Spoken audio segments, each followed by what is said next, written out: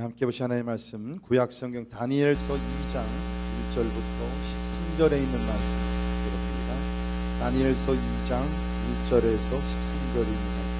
제가 가진 성경은 구약성경 1232페이지입니다. 오늘 제가 2장 한 30절까지 보기 때문에 여러분 성경을 펴셔서 함께 보시기를 바랍니다. 다니엘서 2장 1절에서 13절까지만 우선 봉독합니다.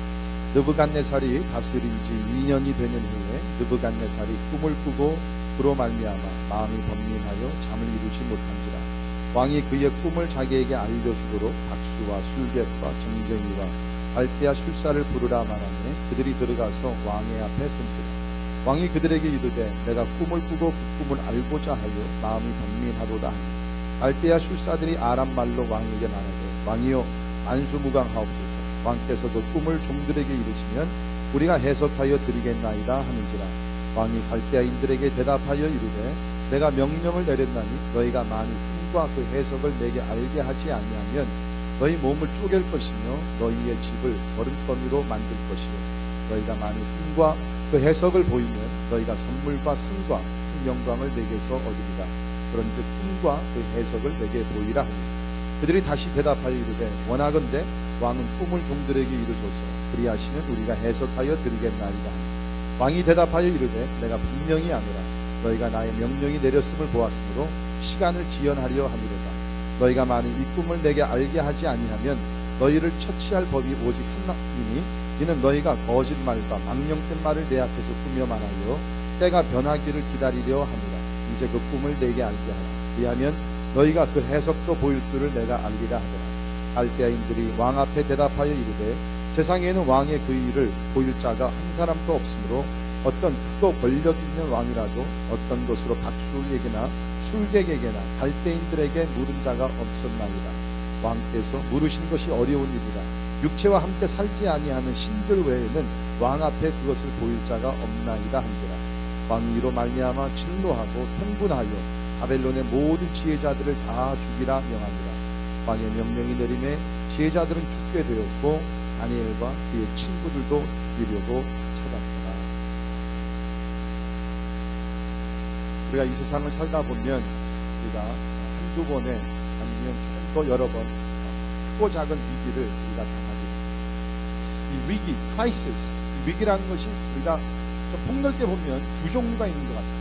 하나는 나의 잘못과 나의 실수, 또 내가 범한 죄로 인해서 내가 위기를 당할 수 있고, 두 번째는 뭡니까? 이건 타인의 잘못으로서 아니면 환경적 요소로서 우리가 어떤 위기를 당할 수 있습니다. 그리고 지금 마지막 때가 되어서 자연재해로 우리가 받고 있는 위기가 얼마나 두렵습니까? 테러로 인해서, 또 우리 경제적인 어떠한 크래시로 인해 가지고서 많은 사람들이 얼마나 힘들어하고 있습니다. 아니면은 예측하지 못하는 어떤 끔찍한 사건들과 사고들로 인해서 위기를 당한 사람들이 주변에 많이 있습니다. 우리 어저께도 저쪽에 그 오마하 네브래스카에 또 어떤 사람이 총을 가지고 나타나가지고서 1시간 내에 5군데를 다니면서 총을 쏴서 3사람을 죽이고 2사람이 크게 부상을 당했습니다. 이 삶의 위기입니다. 이건 뭐 우리가 어떻게 할 수 없는 위기가 그냥 닥쳐온다는 것입니다. 근데 사실로 보게 되면 나의 잘못으로 내가 경험하는 위기는 어떻게 보면 우리가 인내해야 되는데, 자, 어떻게 보면은 이렇게 타인의 잘못으로서, 그렇죠? 아니면 환경의 어떠한 이상한 현상으로서 우리가 받아야 되는 위기가 올 때 참 우리가 견디기가 어렵습니다. 근데 사실 우리가 삶을 보면 우리가 살고 있는 이 세상에는 끊임없는 어떠한 시련이나, 이번 전체 주제가 역경 속에 용감한 삶인데, 그 역경들이 우리에게는 항상 많이 옵니다. 우리 시편 119편 109절에 보면 이런 말씀이 있습니다. 나의 생명이 항상 위기에 있사오나 나는 주의 법을 잊지 아니하노라. 어떻게 보면 이 시대에 너무나 잘 어울리는 말씀인 것 같아요. 나의 생명이 항상 위기에 있어. 여러분, 우리 살고 있는 시대가 지금 그런 시대 아닙니까? 우리가 진짜 내일 어떤 일이 일어날지 모르는 그러한 불확실한 그러한 시대에 우리가 살고 있습니다. 그것이 우리의 part of our life, 우리가 어떻게 피할 수 없는 그러한 우리의 삶의 모습인 것 같습니다. 자, 그러나 통치자 하나님을 믿고 또 신뢰하는 사람들은 이러한 어떤 위기가 닥쳐온다 할지라도 그 위기를 말 그대로 위험한 기회로 삼아서 하나님께 영광 돌리는 축복의 시간이 되게 될 줄을 믿습니다. 그래서 우리가 보통 위기를 우리 다른 말로 위험한 기회다, dangerous opportunity. 그렇습니다. 특별히 하나님을 신뢰하는 사람들은 위기가 온다 할지라도 그것을 승화시켜서 위험한 기회로 포착을 해가지고서 이전보다 더 나은 삶으로, 이전보다 더 성공적인 삶으로, 이전보다 더 뛰어난 삶으로 살게 될 줄을 믿습니다. 자, 우리 오늘 본문 말씀 보면 다니엘이 당한 위기가 2장에 나옵니다. 근데 사실 보게 되면 우리가 지난주에 다니엘에서 1장을 함께 봤는데 다니엘이 이제 어떻게 됐습니까? 이제 이스라엘 나라 유다가 이제 바벨론 왕국에 넘어가게 되면서 다니엘과 세 친구들이 포로로 잡혀갑니다. 바벨론을 포로로 잡혀가게 되죠. 내려가게 됐는데 나이는 어리지만 그야말로 저들이 다니엘의 1장 8절에 있는 말씀과 같이도 뜻을 정하여서 그 바벨론 왕 그 느부갓네살이 바벨론의 문화와 음식과 모든 것을 통해서 결국에는 저들이 섬기는 이방신을 섬기기 위해서 아주 강하게 훈련을 시킵니다. 그러나 다니엘은 어떻게 결정을 내립니까? 나는 내 몸을 더럽히지 아니하겠다. 아무리 그 진짜 왕이 먹는 푸짐한 음식이다 할지라도 그 음식들은 우상, 이 우상에게 올려졌던 그런 더러워진, 영적으로 더러워진 음식 때문에 함락하는 내가 그것을 취해서 내 몸을 더럽히지 아니하겠더라 하고 결심을 했어요. 그랬더니 하나님께서 어떻게 하겠어요? 하나님께서 내 옆에 서가지고서 도와주십니다. 그래서 열흘 동안 테스트를 하죠. 그래서 다니엘과 세 친구들은 왕의 음식과 포도주를 마시지 아니하고 채식만 하게 됩니다. 근데 열흘 후에 이 다니엘과 세 친구들과 또 다른 훈련생들을 이렇게 앞에 세워놓고 비교를 해보니까 다니엘과 세 친구들의 얼굴이 더 빛이 나고 살이 찌고 윤태가 있어요. 그래서 이제 그 훈련장이 뭐랍니까? 그래, 그러면 3년 동안 너희들이 훈련 받는 동안에 그런 왕의 음식과 포도주를 안 먹어도 믿음을 지킬 수 있도록 하나님께서 도와주셨다. 뿐만 아니라 하나님께서 저들에게 축복을 주셔서 3년 동안 훈련 받은 후에 왕 앞에 나가서 보니까는 다니엘과 제 친구들은 다른 사람들보다 10배 이상의 지혜와 총명을 하나님께 주셔서 왕의 총애를 받으면서 비록 포로로 끌려왔지만 이제는 왕궁에서 높은 지위와 권력을 가지고 살아갈 수 있도록 하나님께서 은혜를 베풀어 주셨습니다. 다시 한번 말씀드립니다. 사랑하는 성도 여러분, 우리가 살고 있는 이 세상 끊임없는 유혹과 도전이 옵니다. 그 도전을 우리가 믿음으로 대할 때 하나님께서는 우리를 외면하지 아니하시고 믿음을 축복하셔서 God will honor your strong faith in Christ. 하나님이 절대로 버리지 아니하시고 무시하지 아니하시고 다니엘과 같이 뜻을 정하여서 거룩한 삶을 추구할 때는 하나님께서 도우셔서 놀라운 축복이 여러분 가운데 임하게 될 줄을 믿습니다. 그런 용감한 믿음을 가져요. 자, 그래서 모든 일이 잘 풀려나간다 했더니 오늘 이 장에 와서 뜻하지 않는 위기를 그 위기가 어떻게 시작됩니까? 여기 느부갓네살 왕이 거기 1절에 있는 말씀 보면 다스린 지 2년이 되는 해에 느부갓네살이 꿈을 꾸고 그로 말미암아 많이 분민하여 잠을 이루지 못합니다. 꿈을 꿨는데 희한한 꿈이에요. 그 꿈이 뭔지는 모르겠는데 하여튼 좀 마음이 그래. 영어 보니까는 The dream troubles. 내 마음의 번민과 굉장히 막상 마음이 고통이 있어요. 뭔지는 몰라. 그 꿈을 꿨는데 꿈은 생각이 안 났는데 이제 그것이 바들이고 우리가 가끔 보면 이제 악몽을 꾸고 나서 봅니까? 꿈이 생각날 때니까 생각나지 않을 때가 있어요. 그래가지고서 여기서 보니까 지금 너무나 마음이 답답해요. 그런데 이제 우리가 오늘 이 시간 함께 살펴보겠지만 결국에는 이제 이 왕이 꾼 꿈은 그냥 우연의 꿈이 아니라 하나님께서 이 세상 모든 나라를 다스리시는 분이 바로 여호와 하나님인 것을 알게 하는 꿈이었어요. 그러니까 여러분, 꿈에는 우리가 두 종류가 있는데 하나는 대꿈이 있고 하나는 영적인 꿈이 있습니다. 진짜로 영적인 어떤 메시지가 담겨있는 꿈이 있어요. 저도 어떨 때는 그냥 대부분은 그냥 뭐 별로 의미가 없는 꿈이에요. 그런데 어떨 때는 하나님께서 꿈 가운데 나타나셔서 저희가 어떤 것을 말씀해 주시고 준비하게 하시고 어떤 길도 갈게 하시고 그러한 하나님의 역사가 우리 가운데 있다는 것입니다. 그러니까 여러분, 우리는 이러한 특별히 다니엘서의 어떤 꿈과 환상과 이런 것이 많이 나오게 되는데 그렇다 해가지고 여러분께서 뭐 꿈꿀 때마다 저한테 전화, 목사님 내가 꿈을 꿨는데 이거 해몽해 주십시오, 그렇게 하지 마시고요. 그러나 꿈 가운데서 또 하나님께서 역사하시는 것이 있다는 것입니다. 그 뜻이 뭡니까?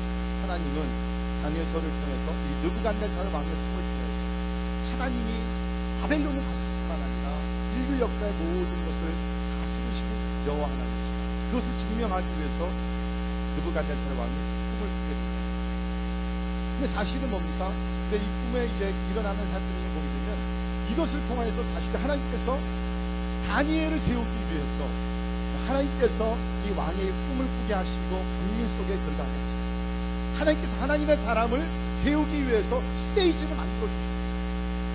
사랑하는 성도 여러분, 여러분이 믿지 않는 사람들과 이렇게 만나고 어떤 일들을 해나갈 때에 어떤 갈등이 생길 때도 여러분 절대로 포기하지 마시고 낙심하지 마시고, 하나님은 믿는 자들 가운데 역사할 뿐만 아니라 믿지 아니하는 자들 가운데 역사하는 것을 기억하십니다.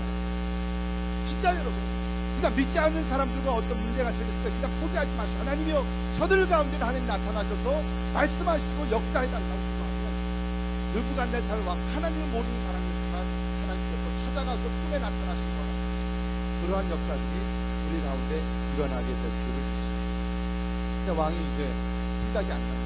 그래가지고 5절에 있는 말씀 보면 왕이 갈대아인들에게 대답하여 이제 거기 뭐 지혜자들, 점쟁이들, 술사들을 불러가지고 얘기합니다.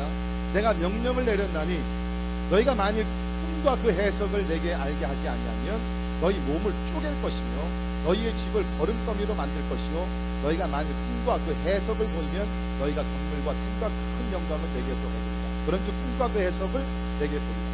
자, 뭘 요구합니까? 지금 해석 문제가 아닙니다. 꿈 자체를 얘기하는 거예요. 꿈 자체를. 여러분 예배 후에 여러분께서 어느 분이 저한테 오셨어요. 목사님 참 신령한 줄 아는데 제가 어제 밤에 꿨는데 꿈이 무엇이며 해석을 해주시죠. 그래서요 분명히 모릅니다. 또 꿈을 얘기해주면 뭐 이렇게 저렇게 해가지고서 뭐 해몽을 어떻게 해볼 수도 있지만 아니요, 누가 그 꿈을 알까? 꿈을 압니다. 그래서 이제 뭡니까? 그 바벨론에 있던 여러 점쟁이들과 모든 사람들이 왕 앞에 나와서 이제 10절에 있는 말씀 보면 이렇게 얘기합니다. 갈대인들이 왕 앞에 대답하여 이르되 세상에는 왕의 그 일을 보일 자가 한 사람도 없으므로. 그렇죠. 이런 사람이 누가 있어요? 어떤 그거 권력 있는 왕이라도 이런 것으로 박수에게나 술객에게나 갈대인들에게 물은 자가 없나이다. 전인자가 이런 왕은 없었다는 거예요. 왕께서 물으신 것은 어려운 일이라 육체와 함께 살지 아니하듯 신들 외에는 왕 앞에 그것을 보일 자가 없나이다. 맞는 얘기예요. 아니 누가 그것을 알아맞히겠어요. 그런데 지금 왕은 굉장히 엉뚱한 그러한 행동을 하는 거예요. 너희들이 못 알아맞히면 내가 너희들을 죽여낸다. 저는 이 말씀을 하면서 이 세상에 이런 엉뚱한 왕 지도자가 있을까 생각해볼 때 한 사람이 어떤 게 있을 것 같아요. 그럴까요? 그런 사람들 외에는 이렇게 엉뚱한 일을 하는 사람이 없어요. 그래가지고서 뭡니까? 여기서 지금 이제 지혜자들이 와가지고 한마디로 얘기하면 12절에 못한다 그러니까 왕이 어떻게 명령을 내립니까? 12절 왕이 이로 말미암아 진노하고 통분하여 바벨론의 모든 지혜자들을 다 죽이라. 억울한 뜻이에요. 이거. 아니 어떻게 꿈을 알아맞히고 그것도 해석을 하느냐. 억울하게 지금 여기 있는 바벨론에 있는 많은 지혜자들과 점장이들 다 죽였습니다. 그런데 문제는 거기서 끝나는 것이 아니라 13절을 보세요. 왕의 명령을 내림에 지혜자들은 죽게 되었고 다니엘과 그의 친구들도 죽이고 다니엘과 그의 친구들도 죽이고. 이걸 제가 설명하면서 굉장히 부담되는 어저께 결혼한 그 다니엘이 천연 영어 이름이 다니엘입니다. 아무튼 간에 여기 보니까는 다니엘을 죽이려고 지금 있었다. 위기가 왔다는 거예요. 아니 엊그제 보면 진짜 왕이 인정을 받아가지고 왕궁에서 지금 이제 높은 권력을 가지고 이제 섬기게 되었는데 예측하지도 못한 그런 위기가 닥쳐왔어요. 자, 그런데 오늘 말씀 보면 저 다니엘이 아니라 성경에 나온 다니엘이 죽을 수밖에 없는 위기를 당했지만 어떻게 극복한 내용이 오늘 말씀입니다. 저는 이 말씀을 통해서 우리도 크고 작은 위기를 아마 지금 경험하시는 분이 계실 거고 아직 위기를 경험하지 않은 분명히 여러분의 삶에 조만간에 분명히 이러한 위기는 있습니다. 경제적인 위기가 오든지 관계적인 위기가 오든지 몸의 어떤 위기가 오든지 여러 가지 위기가 오든지 그때에 어떻게 위기를 우리가 극복하면 나아요? 몇 가지 지혜의 말씀을 함께 나누고요. 위기를 기회로 삼는 방법. 첫 번째, 당황하지 말아야 합니다. Don't panic. 위기가 오면요 사람들은 그냥 당황을 합니다. 안절부절하면서 나는 죽었다, 끝이다, 내 인생은 끝이다. 그러면서도 항상 진짜 끝내잖아요. 당황을 하면 안 되죠. 적어도 하나님을 믿는 사람들은 어떠한 위기가 닥친다 할지라도 절대로 우리가 당황하면 안 된다. 여러분 당황하면 뭡니까? 이 thinking, 우리가 생각하는 것이 바르지 못해요. 생각하는 것이 바르지 못하면은 해결책을 우리가 찾아낼 수가 없다. 여러분 이거 뭐 성경 이야기는 아니지만 이렇게 제가 뭐 성경 통해서도 우리가 그런 것을 깨닫지만 살면서 터득한 지혜가 뭐냐면 For every problem there is solution. 믿으십니까? 어떤 문제들 가운데는 항상 거기 해결책이 있다. 진짜로 모든 문제들 가운데는 해결책이 있다. 따라합시다. 모든 문제들 가운데 해결책이 반드시 있다. 지금 여러분들 어떤 문제, 어떠한 환난과 어떠한 시련과 어떠한 위기를 당했다 할지라도 There is solution for you. 분명히 있어요. 근데 우리가 당황을 하게 되면 그 해결책을 찾지 못한다. 차분하게 우리가 마음을 가다듬어야 될 필요가 있다는 거죠. 사도행전 16장에 보기에는 바울과 신라가 제2차 선교를 하다가 빌립보 지역에 들어가서 복음을 전합니다. 그래서 점치는 사람을 이렇게 마귀를 쫓아내가지고서 그리스도인으로 만들어요. 그랬더니 이제 그것이 문제가 돼가지고서 이제 바울과 신라를 빌립보 옥에 갑니다. 근데 빌립보 옥은 우리 성경에 나오는 옥 가운데 가장 깊고 어둡고 춥고 그야말로 고통스러운 옥이라고 합니다. 근데 그 깊은 곳에 떨어졌어요. 그런데 그 보통 사람들 같은 거 이제는 끝이구나, 이제 우리에게 남은 건 죽을 것밖에 없구나 그러면서 절망하고 당황을 할 텐데 바울과 신라가 밤중에 뭐를 했어요? 하나님을 찬양을 했어요. 여러분 당황하지 않았다는 거예요. 죽음이 내 눈앞에 있다 할지라도 당황하지 않았다. 왜? 생사화복을 주장하시는 분이 하나님이시기 때문에 아무리 저들이 나를 죽이려고 한다 할지라도 하나님이 허락하지 아니하시면 We will never die. 우리 절대로 죽지 않는다는 확신이 있었어요. 사랑하는 성도 여러분, 여러분이 지금 어떤 일을 두 번째, 지혜롭게 행동해야 합니다. You need to act wisely. 지혜롭게 행동을 해야 됩니다. 다니엘이 이러한 어려움이 있었지만 절대로 당황하지 않고 지혜롭게 모든 일을 풀어갑니다. 14절 보세요. 그때의 왕의 근위대장 아리옥이 바벨론 지휘자들 죽이려 나가네 다니엘이 명철하고 슬기로운 말 보세요. 명철하고 슬기로운 거기다 언더라인 뭐 하이라이트 하세요. 명철하고 슬기로운 말로 왕의 근위대장 아리옥이 물어가로되 왕의 명령이 어찌 급하냐 하니 아리옥이 근위를 다니엘에게 아니 지금 누가 급해야 돼요? 다니엘이 급해야 돼요. 죽게 되었는데 뭐 멀리 도망을 가든지 어떻게 해야지. 급한 사람은 다니엘인데 오히려 다니엘이 아리옥에게 얘기하면서 야 너희 왕이 왜 이렇게 급하냐. 쓰고 그러면서 지혜롭게 아리옥에게 지금 어떤 일입니까? 자초지종을 지혜로운 말과 행동을 했다는 것입니다. 보통 우리 사람들은 이런 어려움을 갑자기 당하게 되면 흥분하여 이성을 잃고 다른 말과 행동을 하지 못하는 경우가 많습니다. 그러나 다니엘은 나이는 비록 어렸지만 이성을 잃지 않고 냉철함을 보였다는 것입니다. 결코 흥분하지 않고 명철하고 지혜로운 말과 행동으로 이 위기를 풀어나갔다는 것입니다. 여러분 위기를 당할수록 우리는 흥분하지 말고 지혜롭게 행동하기 위해 조심하기를 바랍니다. 우리 한국 사람들은 다혈적이다. 그러니까 위기가 오더라도 너무 빨리 쉽게 막 숨이 금방 넘어. 그러니까 우리가 어떤 뭐 개인의 위기나 아니면은 뭐 가정의 위기나 국가적인 위기도 그렇습니다. 근데 한국에 여러분 국회 보십시오. 무슨 뭐 조금만 일이 일어나게 되면 그냥 국회에서 뭘 가지고 그냥 뭐 치고 막 그래가지고서 어떻게 국가의 위기를 극복하느냐. 흥분하면 안 돼요. 지혜로운 말과 생각과 사도행전 6장에 보게 되면 교회가 위기를 당한 사건이에요. 교회가 위기를 당한. 여러분 교회도 위기를 당한. 어떤 위기였냐면 교회가 예루살렘 교회가 두 그룹으로 완전히 갈라질 수 있는 문제가 없어요. 그 문제 여러분 아시죠? 또 예루살렘 교회 안에 과부들이 많이 있었는데 두 종류의 과부들이 있었습니다. 하나는 히브리파 과부들이고 하나는 헬라파 과부들. 다 과부들이요, 다 유대인들인데 히브리파 과부들 누구냐? 이스라엘 땅을 팔레스타인 땅을 떠나지 아니한 정통적인 그런 히브리파 과부들이죠. 히브리 말을 하는 과부들. 그 다음에 여기 헬라파 과부들이라는 것은 유대인인데 멀리 그리스에 가가지고서 살다가 와서 다시 이제 살게 되는 헬라 말을 하던 사람들. 그런데 다 과부들인데 그 당시 과부들은 진짜 너무나 가난하고 힘들고 어려워서 교회가 하는 일 중에 하나가 뭐냐면 과부들을 돕는 거예요.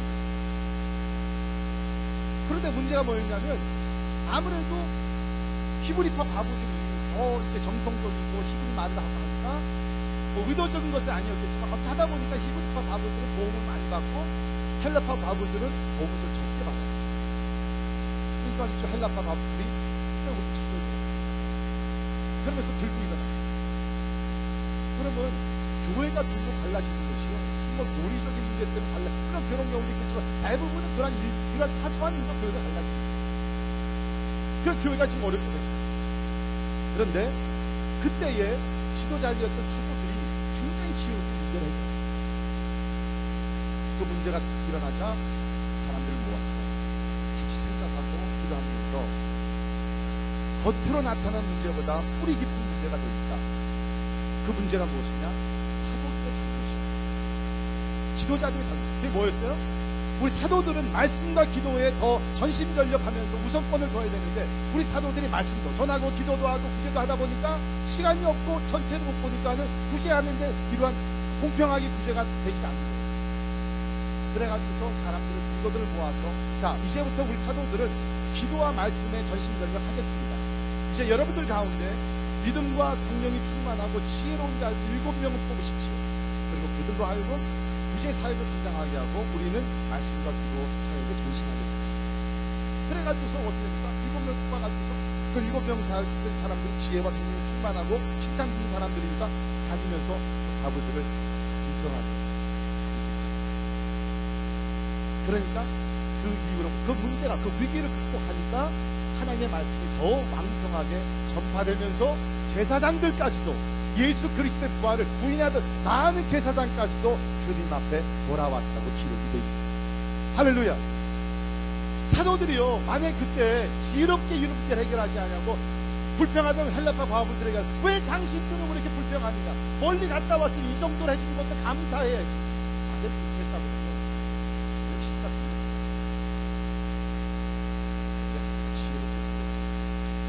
저는 말씀 준비하면서 어떤 분이 은혜를 받았냐면 사실 여기 그 사도들이요 그렇게 원래 성격이 지혜롭고 차분하고 이성적인 이런 사람. 자 여러분 베드로가 어떤 사람입니까? 굉장히 즉흥적이고 공부를 잘하고 다혈적이고 다를 뽑아가지고서 그 다음에 기를 받으면 그냥 휘어치는 그런 사람이었어요. 여러분 요한이 어떤 사람이에요? 우리 보통 요한하면 The Beloved Disciple, 예수님의 사랑을 많은 제자라는 굉장히 온유하고 사랑이 충만하고 이런 사람인데 절대로 아니죠. 원래 그 사람의 별명이 뭔지 알아요? 우레의 아들. 제가 요번에 아주 선생님 부탁하시더라. 물론 여호수아입니다. 우레의 아들, Son of Thunder, 불 같은 사람이었어요. 요한이 그렇게 무슨 뭐 참 이런 게 아닙니다. 누가 말해 그냥 요새 얘기하면 그거예요. 아 진짜 여러분 그랬어요. 예수님께서 한번 제자들 데리고 사마리아 한 촌에 들어갔거든요. 그랬더니 사마리아 사람들이 예수님 유대인이잖아요. 그러니까는 유대인들 싫어하니까 환영을 안 했어요. 그랬더니 우리의 아들 요한이 뭐라 그러냐면, 예수님 하늘에서 불을 내려가면서 다 그냥 불살라 죽였어요. 이런 사람. 그런데 사도행전 6장에 이렇게 차분하게 이성적으로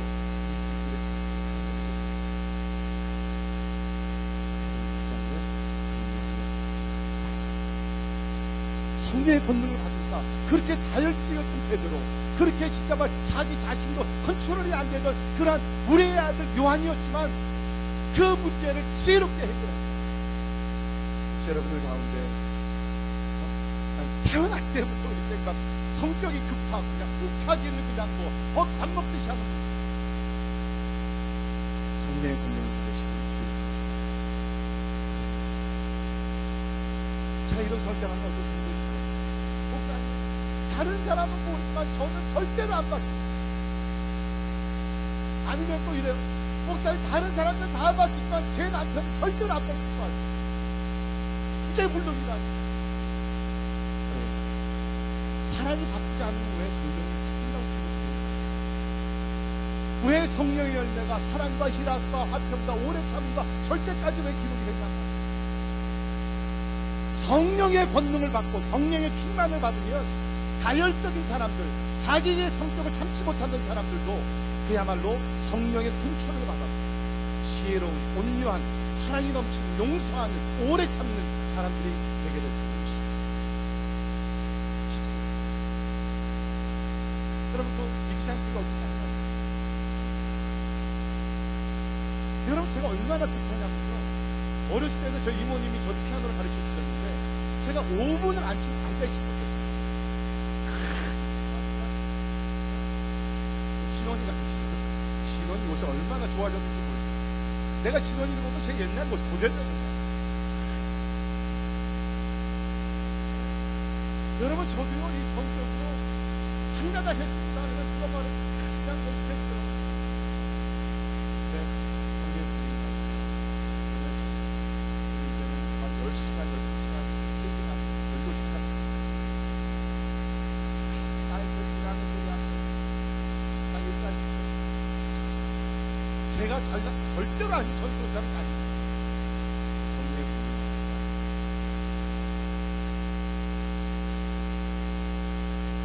은혜가 여러분이 가지고 만들어 주십니다. 세 번째, 하나님을 신뢰해야 합니다. 당황하지 마시고요, 당황하지 마시고 지혜롭게 행하시면서 하나님을 신뢰해야 된다는 거예요. 자, 다니엘은 위기를 당하면서 하나님을 절대적으로 신뢰했습니다. 우리가 어디서 이걸 찾아볼 수 있느냐? 16절 보십시오. 16절 같이 우리 한 목소리 읽읍시다. 시작. 다니엘이 들어가서 왕께 구하기를 시간을 주시면 왕에게 그 해석을 알려드리리이다 합니다.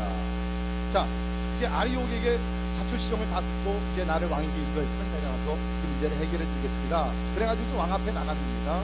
왕 앞에 나가서 말하기를 시간을 주시면 내가 그 왕에게 꿈과 그 해석을 알려드리겠습니다. 자, 그런데 여러분, 여기 중요한 것은 뭐냐면 16절에 다니엘이 왕에게 나갈 때는 아직 하나님께서 그에게 왕이 어떤 꿈을 꾼 것을 보여주지 않았어요. 그 풉니다. 언제냐면 19절입니다. 이에 이 은밀한 것이 밤의 환상으로 다니엘에게 나타나 보였다. 그러나 16절에 다니엘이 먼저 왕에게 나갔을 때는 아직 하나님께서 그에게 꿈을 보여주셨어요. 그런데도 가서 자신 있게 얘기합니다. 내가 당신의 꿈과 해석을 분명히 해드리겠습니다. Don't worry. 아무 염려하지 마시고. 자, 여러분, 다니엘이 어디서 이런 배짱이 있어요? 우리 믿는 사람들은 이런 배짱이 있어요. 거룩한 배짱.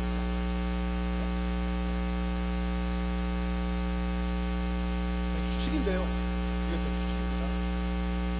다니엘이 어디서 이렇게 용감한 믿음이 있겠느냐?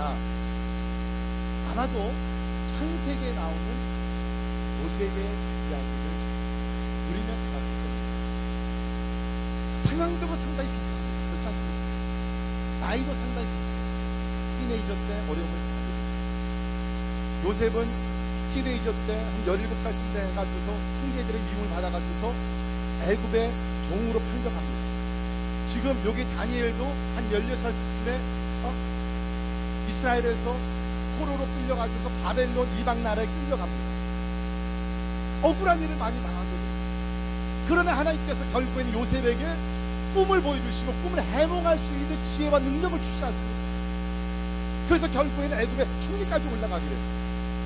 그러니까 제 생각에는 여기 다니엘이 어렸을 때부터 신앙이 좋았으니까 아마 부모님께서 분명히 얘기하시면 그 요셉 이야기를 옛날에 요셉이 이렇게 있었는데 그런 꿈을 그 해석을 잘 해가지고 결국에는 어려운 가운데서도 그 애굽의 총리가 되어서 그 세대를 살렸던 하나님 사람이 너도 그런 사람이 되라 라고 분명히 얘기했어요. 그래서 그것을 내가 그 신앙을 회복시켰는데 요셉의 하나님이 왜 나의 하나님이야? 요셉의 하나님은 나의 하나님이 분명히 그래가지고서 자신있게 왜 하나님이 요셉에게만 꿈을 보여주시고 나에게는 꿈을 보여주지 않고 여러분 이것이 성경의 축복이에요. 성경을 읽고서 그것이 다른 세계 이야기가 아니라 나의 삶 속에서 일어난다는 확신이 있을 때 하나님께서 은혜를 주실 줄을 믿습니다. 그래서 다니엘이 하나님을 신뢰하는 믿음으로 나옵니다. 여러분 믿음이 뭡니까? 히브리서 11장 1절에 믿음은 바라는 것들의 실상이요 보이지 않는 것들의 실상. 영어는 Now faith is sure of what we hope for and certain of what we do not see. 아직 내가 보이진 않지만 이상하게 내가 보이는 것 같은 확신이 있어요. 아직 내가 손 안에 들어온 것은 없는데 이상하게 이것이 내 것이다 것 같아요.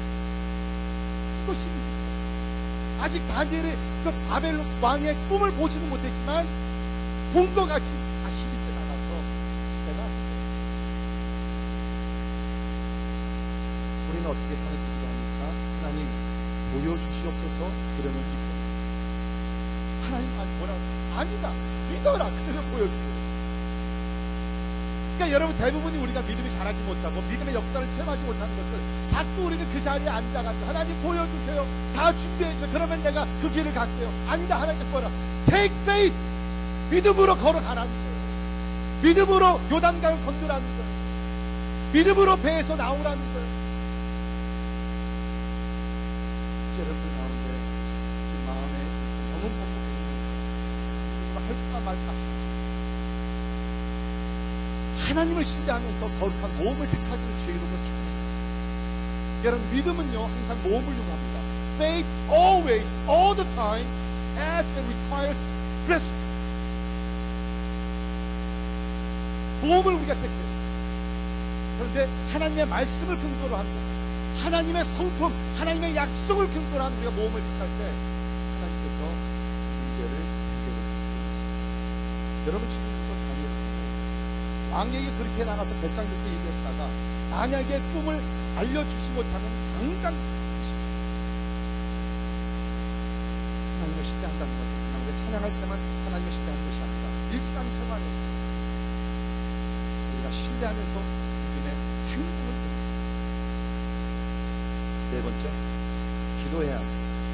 다니엘은 믿음으로 나아갔을 뿐 아니라 기도로 위기를 맞이합니다.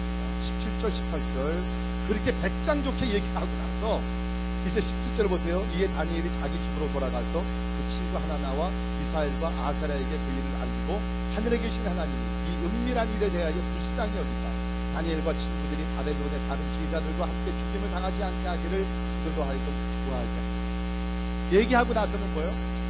이걸 어떻게 해결할까? 기도해. 그래서 다니엘이 자기 친구를 불러가면서 여러분 위기를 극복할 수 있는 가장 좋은 기도입니다. 그런데 혼자 기도하는 것이 아니라 함께 기도합니다. 하나님께서 더 크고 놀란 방법으로 응답하시고 역사의 기도를 믿습니다. 합심 기도의 위력이라는 거죠. 우리 사도행전 12장에 보면 베드로가 위기 중에 큰 위기를 맞죠. 옥에 갇힙니다. 근데 옥에 갇힐 뿐만 아니라 아마도 다음 날이 밝게 되면 그는 죽게 돼요. 왜? 우리가 어떻게 하냐고요? 이미 그의 동력자 야고보는 칼뱅임을 당했습니다. Next is Peter. 다음에는 이제 베드로입니다. 그런데 사도행전 12장 5절을 보니까 이에 베드로는 옥에 갇혔고 노회는 그를 위하여 간절히 하나님께 기도 옥에 교회가 그게 사람이 아닙니다. 교회가 간절히 하나님께 그랬더니 모든 것을 통치하시는 여호와 하나님께서 천사들을 보내가지고 옥문을 열게 하시고 베드로를 빠져나올 수 있도록 하나님께서 도와주십니다. 교회가 간절히 닫혔던 문을 열게 합니다. 여러분, 이것은 여러분께 세상 어디에서 찾아볼 수 없는 하나님의 권세를 교회를 통해서 우리가 경험할 수 있다는 것입니다. 예수님께서 마태복음 18장 12절에 진실로 다시 너희에게 이르노니 너희 중에 두 사람이 땅에서 합심하여 무엇이든지 구하면 하늘에 계신 내 아버지께서 그들을 위하여 이루게 하시리라. 믿으십니까? 너희 중에 두 사람이 땅에서 합심하여 무엇이든지 구하면, 혼자가 아니에요. 합심해서 구하면 하나님께서 이루어주십니다. 한 사람보다는 두 사람의 기도가 더 위력이 있다고요. 사실은 두 사람보다는 온 교회가 기도하기 때문에 더 파워가 있지 않겠습니까? 그럼 우리가 이렇게 생각해 보면 간단해요. 그냥 예를 들어서 만약에 여러분 중에 어느 분이 이제 저를 찾아와서 목사님 사랑합니다.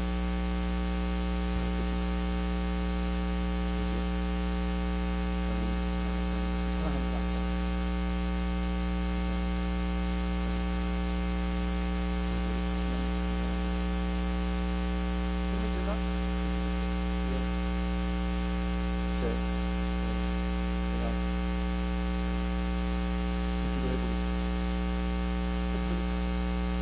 그것이 앞으로 지나고 나서 거저 변화가 없습니까? 그 사람 같이 됐어요. 진짜 이 교회를 떠나고 싶지 않습니다. 뭔가 협박이고 설교를 좀 주시지 않겠습니까? 그럼 제가 노력해보겠습니다. 그런데 그 다음 주간도 변화가 없어요. 거기서 더 길어집니다. 그 다음에는 온 교회가 함께 와가지고서 만약에 저한테 그런 부탁을 하면 제가 듣겠어.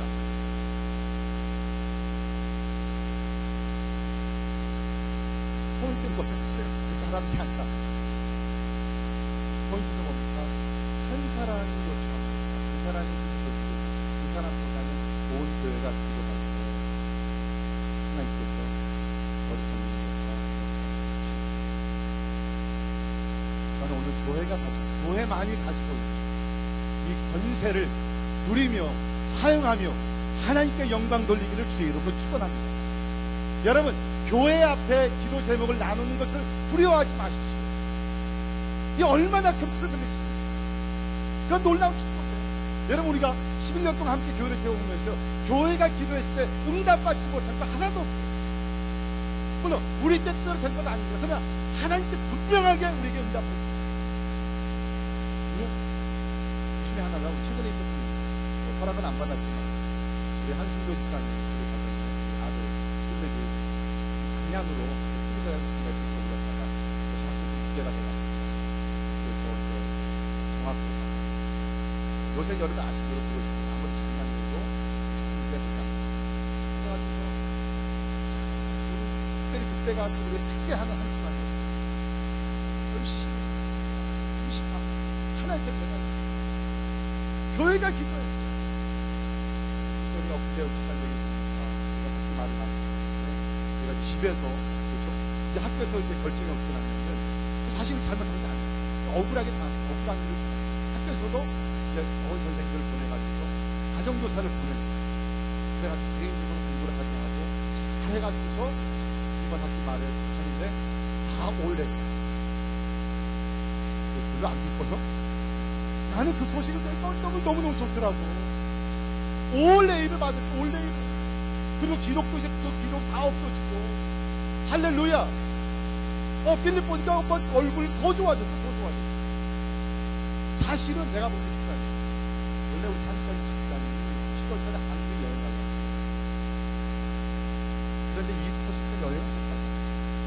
이렇게 되면 그건 어디 가요? 인성도 가요. 할렐루야. 여러분, 위기를 당하실 때 교회 기도 제목을 올리십시오. 교회가 기도하는 것이 중요해요. 우리 가운데 능력이 아니라 주님의 약속이기 때문에 교회가 간절히 기도할 때 하나님께서 하늘의 문을 여시고 하나님께서 은혜의 담요를 부어주시고 닫힌 문을 열리게 하시는 축복이 임하게 될 줄을 믿습니다. 다니엘이 혼자 아니라 친구들과 함께 심하게. 다섯 번째, 하나님을 찬양해야 합니다. 기도했더니 뭡니까? 하나님께서 19절에 이게 은밀한 것이 밤에 환상으로 다니엘에게 나타나 보임에 다니엘이 하늘에 계신 하나님을 찬송하리라. 환상을 보이니까 보통 사람들 같은 거 어떻게 해야 돼요? 빨리 그냥 왕한테 가가지고서 왕 I know your dream 가서 빨리 얘기하고 싶지 않겠어요? 왜 그래야지 자기가 인정받고 승진하고 그러니까. 여기서 보니까 다니엘이 바로 하늘에 계십니다. 여러분 저를 포함해서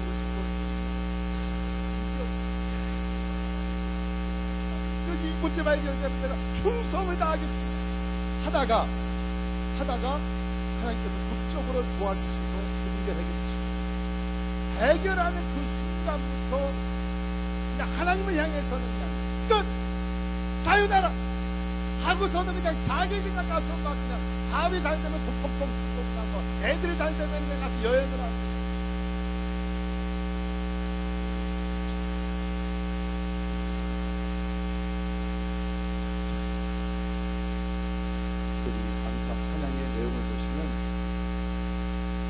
하나님께서 지혜와 능력을 주시고 찬양했습니다. 20절에 보세요. 다니엘이 말하이르되 영원부터 영원까지 하나님의 이름을 찬송할 것은 지혜와 능력이 그에게 있습니다. 지혜와 능력이 그에게 있습니다. 21절 그는 때와 계절을 바꾸시며 왕들을 패하시고 왕들을 세우시며 지혜자에게 지혜를 주시고 총명한 자에게 지식을 주시는 21절에도 나와 나의 조상들의 하나님이여 주께서 이제 내게 지혜와 능력을 주시고 뭡니까? 자기의 지혜와 능력이 아니라 하나님께서 지혜와 능력을 주셨다. 하나님을 찬양을 했다는 것입니다. 하나님을 찬양. 지혜와 능력을 주셨다. 여섯 번째, 다니엘은 위기 중에서도 이웃을 돌아봤습니다. 그리고 우리도 위기 중에 이웃을 돌아봐야 합니다. 이것이 참 다니엘의 뛰어난 그런 성품입니다. 24절을 보세요. 이에 다니엘은 왕이 바벨론 지혜자들을 죽이라 명령한 아리옥에게서 가서 그에게 이같이 이르되 바벨론 지혜자들을 죽이지 말고 바벨론 지혜자들을 다니엘은 그냥 내 위기만 어떻게 극복하기 위해서 그 관심이 아니에요. 나만 어떻게 살아남는 것이 관심이 아니라 나를 통해서 하나님께 역사하셔서 바벨론의 지혜자 아직 하나님을 안 믿는 사람들이지만 그래도 귀한 생명이잖아요. 하나님이여 저 생명 불쌍히 여겨달라고. 그래서 다니엘은 뭡니까? 위기 중에서 이웃을 돌아보는 그 넓은 마음, 배려하는 마음이 있어요. 대부분의 사람들은 위기가 오게 되면 자기밖에 없어요. 자기의 평안함, 자기의 안정과 자기의 어떤 성공과 자기의 어떤 그 극복하는 것과 그런데 다니엘은 힘없어 어쩌고 그 위기를 당하면서도 다른 사람들이 다친다. 그들을 배려하는 사랑의 마음이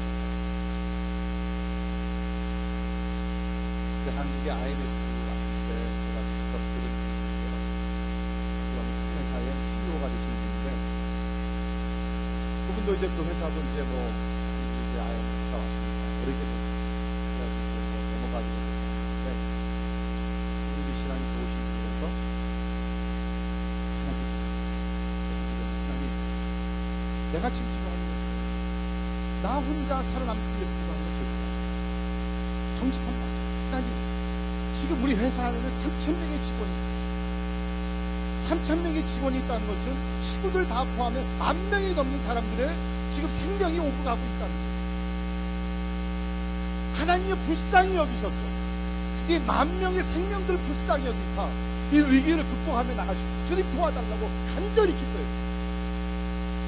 이게 얼마나 아름다워요. 하나님께서 그런 기도를 왜 안 들어주시겠어요?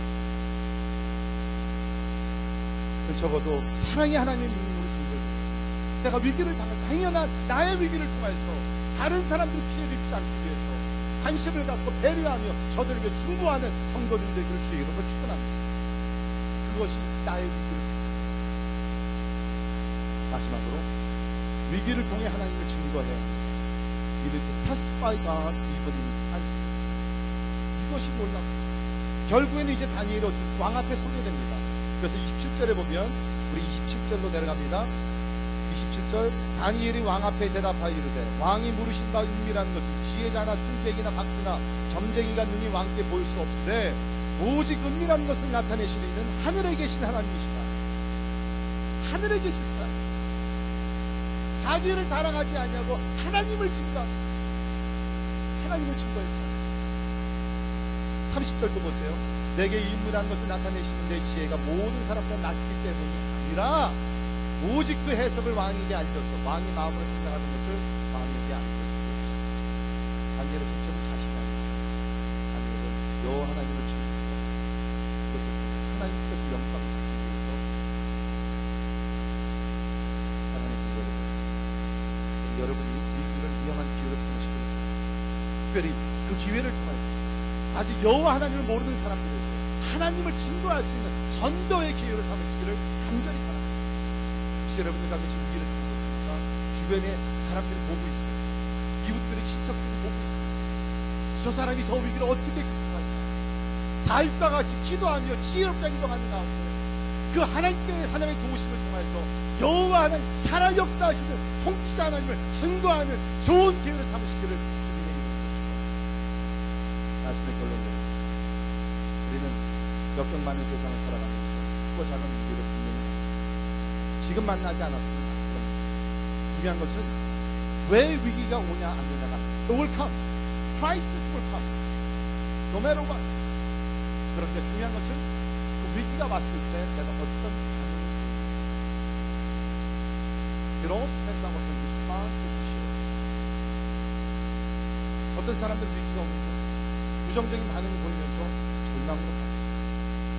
그런데 어떤 사람들은 위기가 오게 되면 비록 그것이 나의 잘못이 되건 타인의 잘못이 되건 환경의 어떤 역경이 있게 되건 그것을 위험한 기회로 삼습니다. 다니엘과 같이 위기는 옵니다. 저는 여러분들이 그 위기를 하나님의 영광 예수 그리스도를 증거하기 위해서 위험한 기회로 삼는 용감한 위기로 살아주는 한 얘기 마치고 절개 마치고 그 시카고에 타머스 해가이라는 분이 있어요. 이분은 어떤 분이었냐면 오늘날 얘기하는 이제 회사들을 보면 컨설턴트들이 위기를 당한 회사들, sometimes they face crisis 그런 회사들을 다니면서 위기를 극복할 수 있도록 이렇게 컨설트 해주는 컨설턴트. 그런데 한 번은 이분이 IGA라는 식료품 자영업자 연합회 거기 회장인 딕 해리슨으로부터 도움의 요청을 받았어요. 이 회사가 재정적으로 파산에 직면하게 돼요. 그래서 이사회를 고집하고 이제 이 전문가 컨설턴트 타머스 해가이라는 분을 초대했어요. 근데 이분이 참 이름이 좋으십니다. 그래가지고서 거기 동력들이 다 모여있는 가운데 이 타머스 해가이라는 분이 이렇게 얘기했습니다. 여러분은 파산한 것이 아닙니다. 돈이 잠시 없는 것뿐입니다. 이 둘 사이에는 엄청난 차이가 있습니다. 저는 여러분과 같은 상황에 처했을 때마다 언제나 하나님 앞에 기도했습니다. 가끔은 머리를 숙이는 것만도 부족해서 실제로 무릎을 꿇고 기도해야겠다는 느낄 때가 있었습니다. 지금이 그런 때라고 생각합니다. 함께 무릎 꿇고 기도하자. 그랬더니 이야기 듣는 사람이 시작합니다. 기도하면 하나님 다른 거 다 해봤지만 안 되는 거예요. 그래가지고 원바이 한 사람씩 자리에서 일어나가지고 무릎 꿇는데 우리 알다시피 우리 미국분들이 무릎 꿇는 것이 쉽지 않아요. 그러니까 대부분 의자를 잡고 한쪽만 이제 무릎을 꿇고 그랬더니 우리 대가리한 분이 뭐라 그래요. 여러분 힘들게 하지 마. 하나님 여러분이 한쪽 무릎만 꿇으세요. 그럼 하나님께서 온전한 사람을 주십니다. 그래서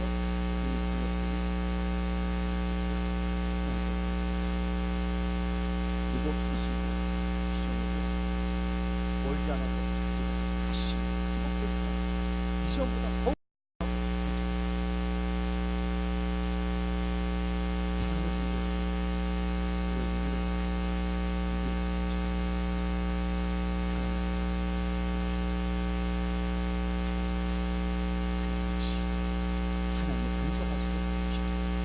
반드시 하나님께서 다니엘을 도우신 하나님께서 요셉을 도우신 하나님께서, 베드로를 도우신 하나님께서 여러분을 도우셨어요.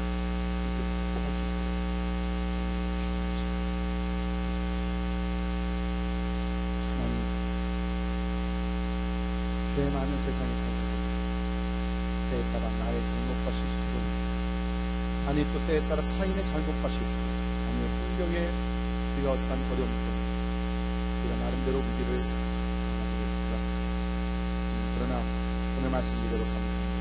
하나님께서 그 위기를 떠나서 계신 것이 아니라 하나님께서 그 위기 가운데, 특별히 믿는 자들 가운데 함께 하심을 믿습니다. 다니엘이 생명의 위협을 느낄 수밖에 없는 그러한 엄청난 위기를, 그러나 오늘 말씀드리도록 당황하지 않고 하나님 앞에서 지혜롭고 신뢰하며 기도하고 하나님을 찬양하며 나가십니다. 하나님께서 도우셔서 위기를 극복하게 하시고, 그리고 다니엘과 같은 믿음을 가지고 나가서 위기를 극복하고